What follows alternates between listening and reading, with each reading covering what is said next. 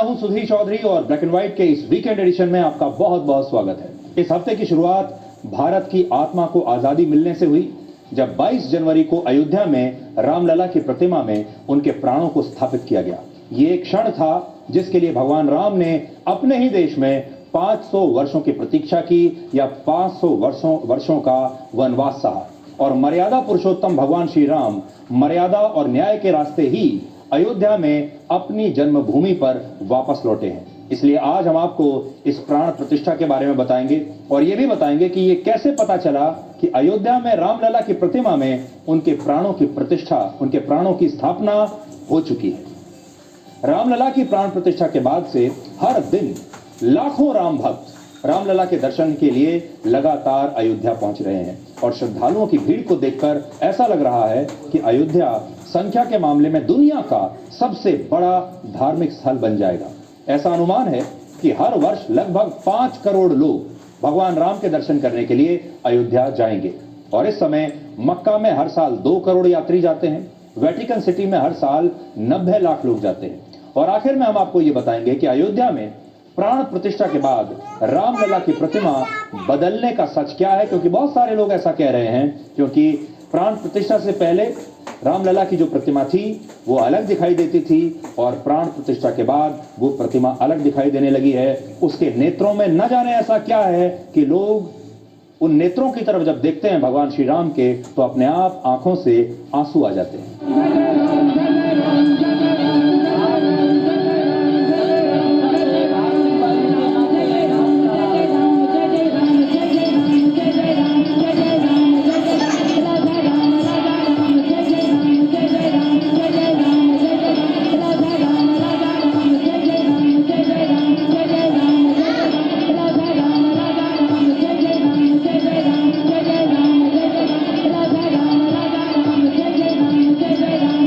सबसे पहले हम आपको उस क्रांति के बारे में बताएंगे जिसने भारत के वैचारिक स्वरूप को शायद हमेशा के लिए बदल दिया है। अयोध्या में रामलला की प्राण प्रतिष्ठा के बाद देश में एक ऐसी क्रांति का संचार हुआ है जो कल्पनाओं से परे है, और जिसने पूरे देश को भगवान राम की धुन में एक तरीके से डुबो दिया है, और पूरा देश अब इस कदर राम भक्ति में डूबा हुआ है कि ये कलयुग भी अब त्रेता युग जैसा दिख रहा है। और इस बात को आप इन तस्वीरों से आज समझ पाएंगे, जिसमें अयोध्या की सड़कों पर आपको ये जन सैलाब नजर आ रहा है। अमेरिका की एक नई रिपोर्ट के मुताबिक आने वाले दिनों में अयोध्या दुनिया की सबसे बड़ी धार्मिक नगरी बन जाएगी, जहां हर वर्ष लगभग 5 करोड़ लोग राम मंदिर में दर्शन करने के लिए आएंगे। फिलहाल दुनिया में हर साल सबसे ज्यादा औसतन 3 करोड़ लोग अमृतसर के गोल्डन टेम्पल जाते हैं। दूसरे नंबर पर 2.5 करोड़ लोग आंध्र प्रदेश के तिरुपति मंदिर जाते हैं। 2 करोड़ लोग सऊदी अरब के मक्का जाते हैं, जो पैगंबर मोहम्मद साहब का जन्म स्थान माना जाता है। और इसी तरह हर साल औसतन 90 लाख लोग वेटिकन सिटी जाते हैं, जिसे ईसाई धर्म में सबसे पवित्र स्थल माना गया है। लेकिन अब से दुनिया की सबसे बड़ी धार्मिक नगरी अयोध्या बन जाएगी, जहां हर साल लगभग 5 करोड़ लोगों के आने का अनुमान है। पूरी दुनिया से इतनी बड़ी संख्या में लोग अब राम मंदिर में रामलला के दर्शन करने के लिए अयोध्या आएंगे। और इसी वजह से आज पश्चिमी देशों और अरब देशों का मीडिया अयोध्या को भारत का मक्का और भारत की वेटिकन सिटी बता रहा है। और हमारे देश में भी कुछ लोग यही कह रहे हैं कि अयोध्या अब भारत का मक्का बन जाएगा। लेकिन आज हमारा सवाल यह है कि क्या यही तमाम लोग और ये अंतर्राष्ट्रीय मीडिया मक्का को और वेटिकन सिटी को भारत का अयोध्या कहकर संबोधित करने की हिम्मत दिखा सकता है? ये तो कह दिया कि अयोध्या भारत का मक्का बन जाएगा, लेकिन क्या उल्टा भी कह सकते हैं ये लोग? क्या कभी ये कहेंगे कि वहां का मक्का भारत की अयोध्या जैसा है?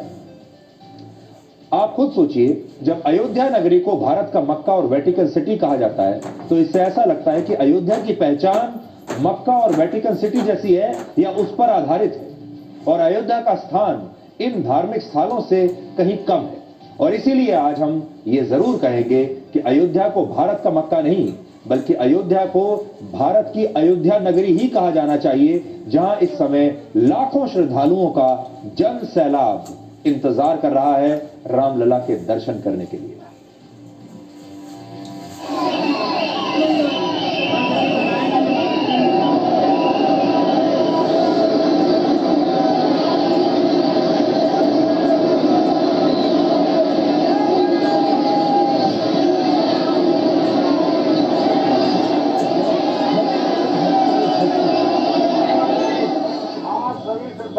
आपसे सादर अनुरोध है कि आप कृपया करके अपनी अपनी साइड पे चले, रोड पे न खड़े हो।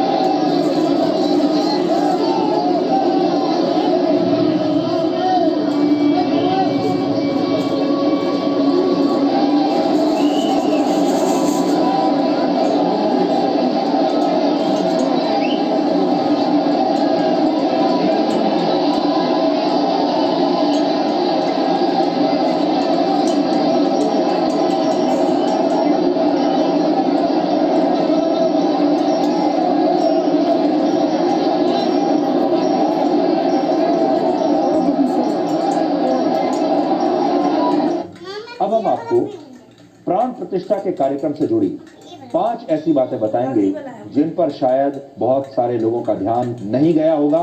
पूरे देश ने राम मंदिर के इस कार्यक्रम को देखा, प्राण प्रतिष्ठा का यह कार्यक्रम था और इसका विश्लेषण आज हम आपके लिए करते हैं। पहली बात, ये गैर राजनीतिक कार्यक्रम था जिसमें भारत सरकार की तरफ से कोई भी मंत्री शामिल नहीं हुआ और प्रधानमंत्री नरेंद्र मोदी ने भी इसे सरकारी कार्यक्रम नहीं बनने दिया। तो पहली बात समझने की है कि यह कोई सरकारी कार्यक्रम नहीं था, यह देश के लोगों का कार्यक्रम था और यह पूरी तरह से गैर राजनीतिक कार्यक्रम था। राम मंदिर पूरे देश का है, इसलिए रामलला की प्राण प्रतिष्ठा के कार्यक्रम में साधु संतों के साथ साथ मुस्लिम और सिख समुदाय से जुड़े लोगों को भी आमंत्रित किया गया और इसमें राजनीति के अलावा हर क्षेत्र से जुड़े हुए लोगों को बुलाया गया था, चाहे वो अभिनेता हो, चाहे वो लेखक हो, चाहे वो गायक हो, चाहे वो खिलाड़ी हो।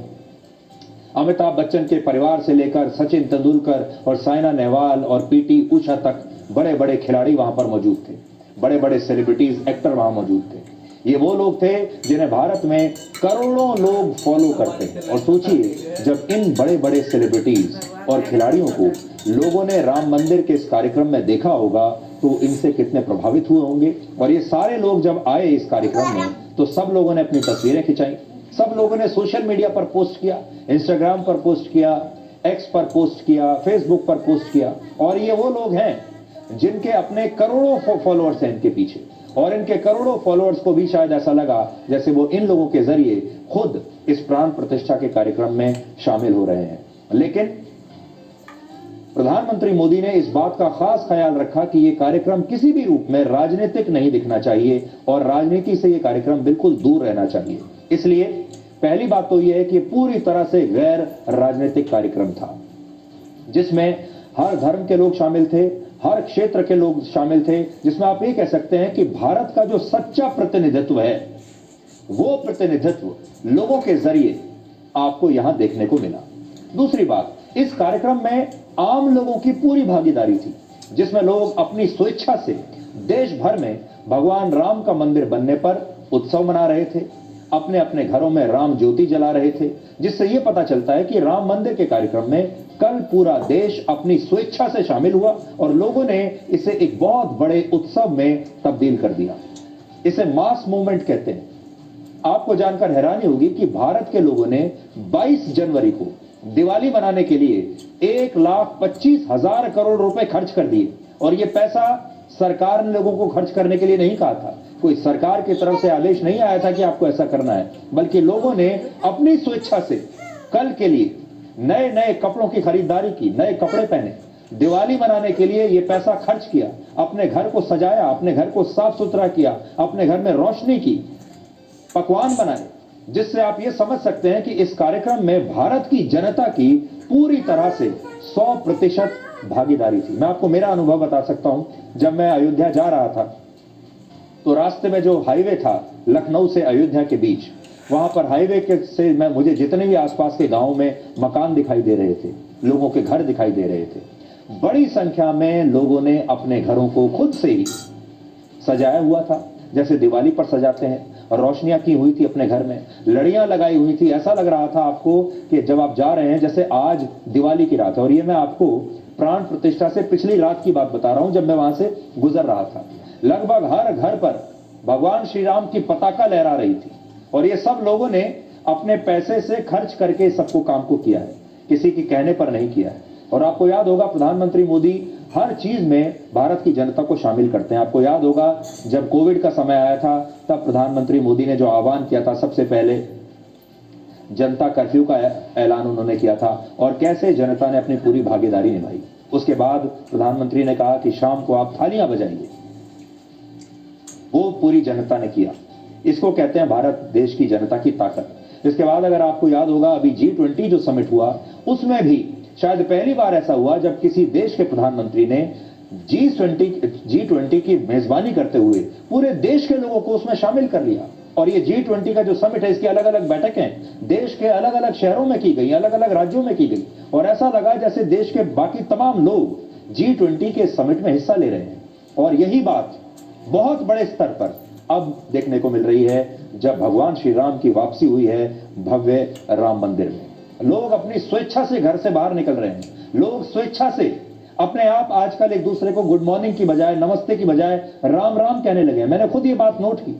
बड़ी संख्या में अब जब लोग फोन करते हैं या एक दूसरे से मिलते हैं, तो एक दूसरे को राम राम कहकर विश कर रहे हैं। नमस्ते नहीं कह रहे, गुड मॉर्निंग नहीं कह रहे, राम राम कह रहे हैं। एक दूसरे से मिलने के बाद, हाथ मिलाने के बाद, जब एक दूसरे से जब वो अलविदा कहते हैं, तो भी जय श्री राम कहकर जा रहे हैं। ये कितना बड़ा बदलाव है। तीसरी बात यह है कि भगवान राम की प्राण प्रतिष्ठा ने उत्तर और दक्षिण भारत को एक रंग में रंग दिया है। तो वो तमाम लोग जो उत्तर और दक्षिण भारत को विभाजित करने में लगे हुए थे, ये उन्हें भी एक करारा जवाब है। और इन तस्वीरों में आप देख सकते हैं कि जैसा उत्सव 22 जनवरी को उत्तर भारत के राज्यों में मना, जिसे हम काउ बेल्ट कहते हैं, जिसे बहुत सारे लोग मजाक में कहते हैं कि ये गौमूत्र वाले राज्य, वहां उत्तर भारत के राज्यों में वैसी ही दिवाली दक्षिण भारत के राज्यों में भी मनाई गई। दक्षिण भारत के शहरों में, गांव में, दक्षिण भारत के परिवारों में वैसी ही दिवाली मनी है जैसी उत्तर भारत के राज्यों में मनी है। ये दोनों तस्वीरें देख लीजिए आप। इसलिए इससे यह साबित हुआ कि भगवान श्री राम पूरे देश के हैं, पूरे विश्व के हैं।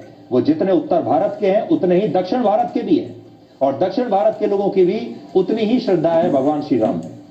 और आपको याद होगा, खुद प्रधानमंत्री मोदी ने भी प्राण प्रतिष्ठा में शामिल होने से पहले 11 दिन का जो व्रत अनुष्ठान किया, उन्होंने भी दक्षिण भारत के अलग अलग राज्यों में उन तमाम मंदिरों की यात्रा की जो भगवान राम की यात्रा से और वनवास से जो स्थान जुड़े हुए हैं। और आप देखिए कि आपने लगातार ये तस्वीरें देखी होंगी, जब वो अलग अलग राज्यों में, दक्षिण भारत में बड़े बड़े मंदिरों में गए हैं और उन्होंने वहां पर पूजा अर्चना की है।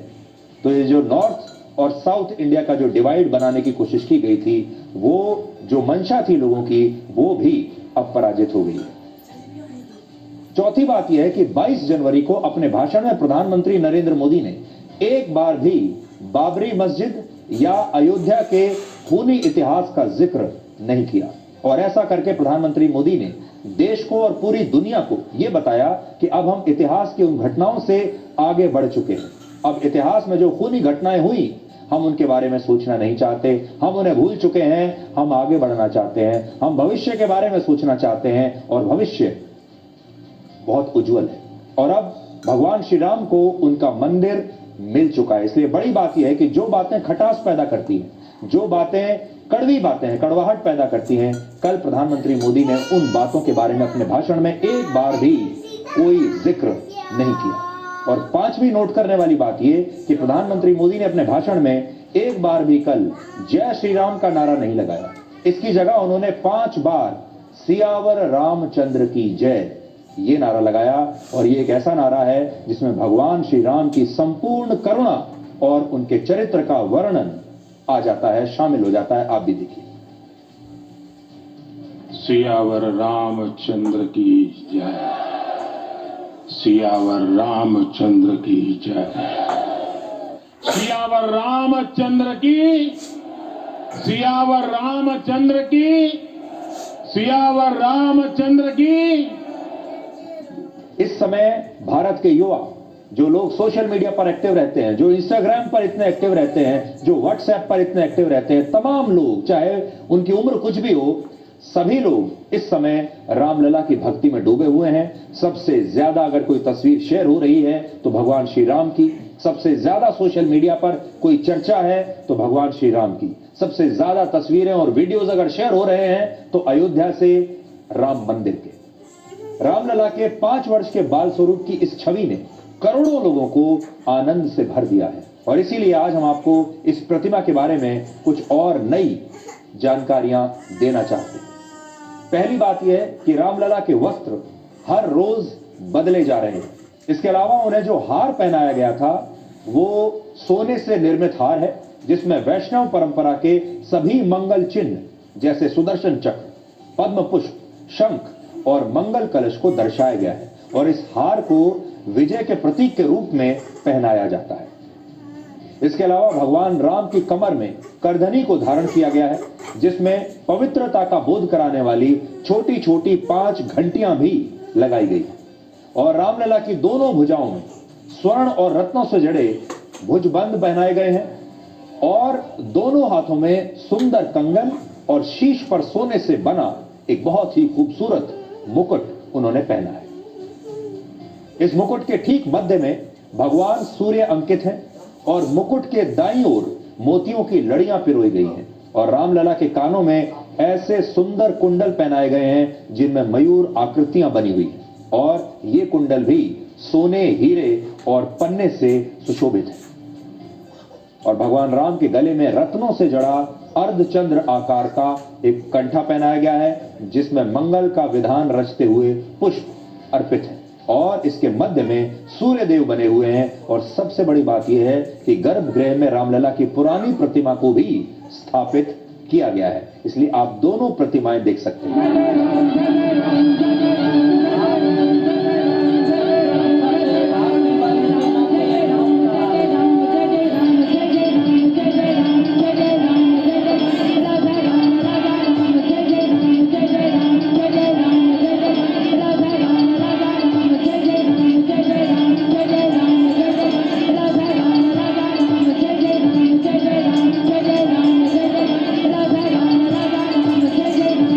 हम जानते हैं कि इस समय भारत में करोड़ों परिवार ऐसे हैं जो कि अयोध्या जाने के लिए बिल्कुल तैयार बैठे हैं। सबके मन की इच्छा यह है कि कब वो जल्द से जल्द अयोध्या जा पाएंगे, राम मंदिर में भगवान श्री राम के दर्शन कर पाएंगे। 500 वर्षों तक हमारे देश के करोड़ों परिवारों की न जाने कितनी पीढ़ियों ने इस क्षण का इंतजार किया है। पीढ़ियां आई और चली गई, लेकिन अब जाकर आप किस्मत वाले हैं कि इस पीढ़ी में जो लोग हैं, जिनके जीवन काल में राम मंदिर की स्थापना हुई है, ये लोग अब बहुत बेचैन हैं, बेताब हैं कि जल्दी से जल्दी राम मंदिर जाएं। और आप में से बहुत सारे लोग अभी नहीं जा पाएंगे, इसलिए आप चाहें तो आज और अगले कुछ दिनों में हमारे साथ, वैसे तो हम लगातार पिछले कई हफ्तों से आपका एक नया परिचय भगवान श्री राम और रामायण के साथ कराते आ रहे हैं, लेकिन अब हम आप चाहेंगे तो अगले कुछ दिनों तक आपका एक नया परिचय राम मंदिर से भी कराते रहेंगे। इस समय अयोध्या में लाखों लोग रामलला की जिस प्रतिमा के दर्शन कर रहे हैं, उस प्रतिमा में भगवान श्री राम के प्राणों को प्रतिष्ठित किया गया है, जिसे हम प्राण प्रतिष्ठा भी कहते हैं। और आपको याद होगा 22 जनवरी को यही प्राण प्रतिष्ठा का कार्यक्रम आयोजित किया गया था और इस कार्यक्रम में भगवान श्री राम के सामने आपने नरेंद्र मोदी को प्राण प्रतिष्ठा का ये जो पूरा प्रोसेस है इसे पूरा करते हुए आपने देखा भी था। अब बड़ी बात यह है कि प्राण प्रतिष्ठा होता क्या है। आज एक नया विषय आपके सामने लेकर आए। ये प्राण प्रतिष्ठा क्या होता है, कैसे होता है और आपको कैसे पता चलता है कि किसी प्रतिमा में, किसी मंदिर में अब प्राण प्रतिष्ठा हो चुकी है, यानी वहां अब भगवान का निवास हो चुका है। कैसे पता चलता है? आप में से भी बहुत सारे लोगों के मन में ये सवाल जरूर आया होगा। आज इसका एक जवाब हमने ढूंढने की कोशिश की है, तो अब ध्यान से सुनिएगा। प्राण का अर्थ होता है जीवन शक्ति, जीवन, और प्रतिष्ठा का अर्थ होता है स्थापित करना।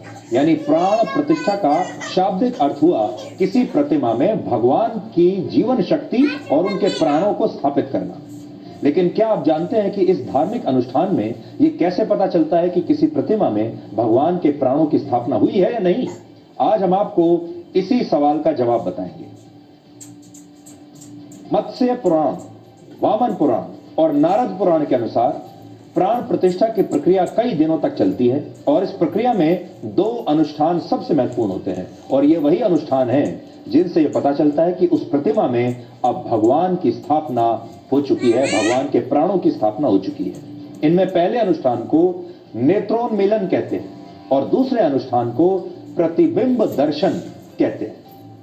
आपने प्राण प्रतिष्ठा से पहले रामलला की प्रतिमा की ये तस्वीरें जरूर देखी होंगी जिनमें उनकी आंखों पर पीले रंग के वस्त्र की एक पट्टी बंधी हुई थी।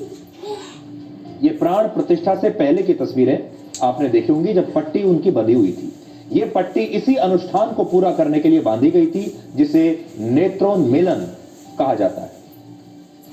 इस अनुष्ठान में प्रतिमा की आंखों पर बंधी पट्टी को खोला जाता है और इसके बाद सोने की सलाई से दोनों आंखों के चारों ओर काजल की तरह अंजन लगाया जाता है। जैसे आप काजल लगाते हैं अपनी आंखों में, वैसे ही अंजन लगाया जाता है भगवान की आंखों में और यह अंजन भी प्रतिमा के पीछे से लगाया जाता है क्योंकि इस क्षण में सबसे पहले प्रतिमा स्वयं के दर्शन करती है जिसे हम प्रतिबिंब दर्शन कहते हैं। इस प्रतिमा में विराजमान होने वाले भगवान सबसे पहले स्वयं को सामने लगे हुए एक शीशे में देखते हैं और माना जाता है कि प्रतिमा के शीशे में देखने के बाद जब लोग पहली बार उस प्रतिमा के दर्शन करते हैं और इस दर्शन के बाद उनमें जो आनंद का भाव पैदा होता है और जो अदृश्य शक्ति उनके हृदय को छूती है, जिस शक्ति का वो अनुभव करते हैं, उसी से यह पता चलता है कि उस प्रतिमा में भगवान के प्राण स्थापित हो चुके हैं। और 22 जनवरी को रामलला की प्राण प्रतिष्ठा भी इसी तरह से हुई थी और मैं आपको अपने अनुभव से यह बता सकता हूं कि उस क्षण जब भगवान राम की प्राण प्रतिष्ठा हुई, जिस क्षण हुई और उनकी छवि को वहां मौजूद लोगों ने देखा, उसे महसूस किया, उस समय वहां बैठे हुए हजारों लोग भावुक हो गए थे। वहां बैठे हुए हजारों लोगों की आंखों से अचानक आंसू बहने लगे और आंसू उस समय रुक नहीं रहे थे। आप देखिए, जिस विग्रह को देखने, जिस मूर्ति को देखने में हमको अच्छा लगे, आकर्षक लगे, सुंदर लगे और मन जो है प्रसन्न हो जाए, तो एक लक्षण तो ये है कि जो इस प्रकार से दर्शन करने से आते हैं। बस एक है कि जैसे मंदिर में वैसे हो देखे तैसे हमारे शरीर में कुछ जो भी टेंशन तरीके या परेशानी हो वो बिल्कुल शांत हो जाए, क्योंकि वो विश्राम वो स्थान है राम भगवान का। क्षेत्र पूरा मंदिर ही इस प्रकार से होता है जहाँ पर वो विराजमान होते हैं। चौथे एक भाव है, भाव इतने हैं कि जो कहा नहीं जा सकता। मन में इस प्रकार से आनंद आएगा जिस आनंद को आप कह नहीं सकेंगे, लेकिन आनंद आपको होगा। तो ये लक्षण भी है कि भगवान में, प्रतिमा में भगवान राम की वह जो शक्ति है वो इसमें विद्यमान है और प्राण प्रतिष्ठा के द्वारा किया गया है। आप में से बहुत बड़ी संख्या में लोगों ने हमें पत्र लिखे हैं, चिट्ठियां लिखी हैं, सोशल मीडिया पर लिखा है और मैंने जो आपसे कहा कि उस समय आपको कैसा अनुभव हुआ था, आप हमें उसके बारे में बताएं, तो बहुत बड़ी संख्या में लोगों ने उसके बारे में बताया है। और कुछ एक दर्शकों की चिट्ठियां मैं आपके सामने पढ़ता हूं। संगीता खत्री हमारी एक दर्शक हैं, उन्होंने हाथ से लिखकर एक चिट्ठी भेजी है जो आपकी स्क्रीन पर है, अपने हाथ से देखिए। और मैं आज के जमाने में देखिए कौन हाथ से चिट्ठी लिखता है, लेकिन वो लिख रही हैं और कहती हैं कि हमने भगवान के नेत्र देखे और बस दर्शन करते ही आंखें भर आई। मेरा बेटा लैपटॉप पर काम कर रहा था, उसका ध्यान अपने काम पर था। उसने मुझे रोते हुए देखा और पूछा क्या हुआ। मेरे पास जवाब नहीं था। आंसू रुक नहीं रहे थे। जब शक्तियों के दर्शन होते हैं और उनकी उपस्थिति वहां रहती है तो ऐसा ही अनुभव होता है, ऐसा संगीता जी कह रही हैं। फिर वो कहती हैं यदि मन पवित्र हो, भक्ति सच्ची हो, अहंकार ना हो तो भगवान जरूर आते हैं। हमने अपने जीवन में कई बार अनुभव किया है पर साझा नहीं किया क्योंकि सामने वाले को झूठ लगता है। देखिए ये भी एक बड़ी बात है, हो सकता है आपको भी अनुभव रहा हो। और संगीता जी कहती हैं कि मुझे अनुभव हुआ लेकिन मैं किसी से शेयर नहीं करती थी, ये सोचकर कि लोग शायद मजाक उड़ाएंगे या बोलेंगे कि मैं झूठ बोल रही हूं। फिर वो कहती हैं कि आपके शो के माध्यम से अगर आप नई पीढ़ी को विश्वास दिला सकें तो उनके जीवन में भी नई तरंग, उत्साह आ जाएगा। तो ये संगीता जी की चिट्ठी मैंने आपको पढ़कर सुनाई। इसके अलावा भी बहुत सारे लोगों ने हमें ईमेल लिखे हैं। देखिए, दिलीप सिंह भिलाई से लिखते हैं, मैं एक एक करके पढ़ के बता रहा हूं। I was burst into tears when I saw Ram मंदिर प्राण प्रतिष्ठा समारोह। We always watch your black and white show। ये उन्होंने लिखा है कि मेरी आंखों में भी आंसू आ गए थे। ऋषिका दुबे लिखती हैं, writing this mail while watching your show black and white। वो कहती हैं कि as you rightly said, we sitting remotely could actually feel Bhagwan's energy। Tears were rolling down, unstoppable। Everybody at my home were in tears of joy। तो ऋषिका कह रही है कि उनके घर में तमाम लोग जो है उनको आंसू आ रहे थे। देखिए अभी अगली तस्वीर ये निहारिका पाल ने हमें भेजी है और वो लिखती है, we are so happy Sudhir sir, it is not just murti, it's an emotion for us. और देखिए उन्होंने अपनी फोटो लगाकर हमें भेजी है कि कैसे वो टीवी पर ही भगवान श्री राम के दर्शन कर रही हैं प्राण प्रतिष्ठा के दिन। इसी तरह सरिता मित्तल हमारी एक दर्शक हैं, वो ये कह रही हैं कि वो न्यूजीलैंड में रहती हैं और न्यूजीलैंड में वो यूट्यूब पर ये देख रही थी प्राण प्रतिष्ठा का कार्यक्रम, और वो लिख रही हैं कि I am a mentally and emotionally very strong person, educated, और मेरी उम्र है 53 वर्ष। और जब ये सब चल रहा था, I was alone in the room, I kept watching and tears kept running through my eyes. I had a strange sensation, was filled with joy, was smiling and crying at the same time. I could sense as if Ram, in the form of a 5-year-old, was happy, was playing and running around in the courtyard of the temple. How could anyone take away from him what belonged to him? वो ऐसा लिखती हैं और फिर कह रही हैं, I could never imagine myself crying like that, but it did happen. You can't imagine the sensation, the joy and the tears that I experienced. और वो कह रहे हैं कि फिर उसके बाद मैंने अपने आप को ये बताया कि यहाँ भगवान है, यानी उन्होंने इतना दूर न्यूजीलैंड में बैठे हुए भगवान को महसूस किया। सोशल मीडिया पर बड़ी संख्या में लोगों ने हमें लिखा है, लोग क्या कह रहे हैं कि ये भावुकता और भक्ति भाव मैंने भी अनुभव किया, मेरी भी अश्रुधारा बह निकली श्री राम की भक्ति प्रेम में। प्रभात श्रीवास्तव कहते हैं, आंखों से अश्रुधारा बहने लगे, जीवन का अंतिम लक्ष्य पूरा हुआ। शीतल सिंह, उनका संदेश है, वो कह रहे हैं कि प्राण प्रतिष्ठा का वो क्षण हर सच्चे भावुक भक्त की आंखों से अश्रुओं की गंगा बहाने वाला था। एक और दर्शक हैं शोभित, वो लिखते हैं कि प्राण प्रतिष्ठा के समय मेरे रोंगटे खड़े थे, आंखों में आंसू थे और एक अलग ही तरह का अनुभव था, जैसे शरीर हल्का होकर हवा में उड़ रहा हो। धर्मेश सहाय, वो लिखते हैं कि 12:27 पर और 12:27 से 12:38 तक वो लगातार रोते रहे। इसके बाद बड़ी संख्या में लोग यही बात कह रहे हैं कि जैसे ही प्राण प्रतिष्ठा का कार्यक्रम हुआ, मेरी आंखों से आंसू आने लगे, हमारे पूरे परिवार की आंखों में से आंसू आने लगे। और मैं पढ़कर कोशिश कर रहा हूं कि मैं आपको बताऊं। देखिए एक और बड़ा इंटरेस्टिंग हमारे पास हमारे एक दर्शक हैं जुबीन, उनका नाम है जुबीन भाडा, महाराष्ट्र से लिखते हैं और वो कहते हैं, वो पारसी हैं और देखिए ध्यान से सुनिएगा उनकी बात। वो कहते हैं, my family being a Parsi family, the minorest of community were so happy on 22nd Jan that a magnificent Sri Ram Mandir had been built. We mesmerized watching the live प्राण प्रतिष्ठा ceremony on आज तक। देखिए जो हमारे देश में सबसे छोटी माइनॉरिटी कम्युनिटी है वो है पारसियों की, और एक पारसी परिवार ये सब लिख रहा है। एक और दर्शक हैं जो लिखते हैं कि मैंने अपना बीपी चेक किया मशीन से, तो मेरा बीपी 150/120 आया, जबकि मुझे बीपी की कोई प्रॉब्लम नहीं है। उस समय यानी कई दर्शकों का ब्लड प्रेशर भी बढ़ गया। एक कुवैत से दर्शक लिखते हैं कि मैं कुवैत में मोबाइल फोन पर ये पूरा समारोह मैंने देखा और मेरी आंखें भर आईं और मैंने अपने दोस्तों में मिठाइयां भी बांटी। उड़ीसा के मुख्यमंत्री नवीन पटनायक ने एक वीडियो पोस्ट किया है जिसमें वो टीवी पर रामलला की प्राण प्रतिष्ठा के कार्यक्रम को देख रहे हैं और वहीं से भक्ति भाव में लीन है। देखिए वो उनका वीडियो भी देख लीजिए। उड़ीसा के मुख्यमंत्री देखिए।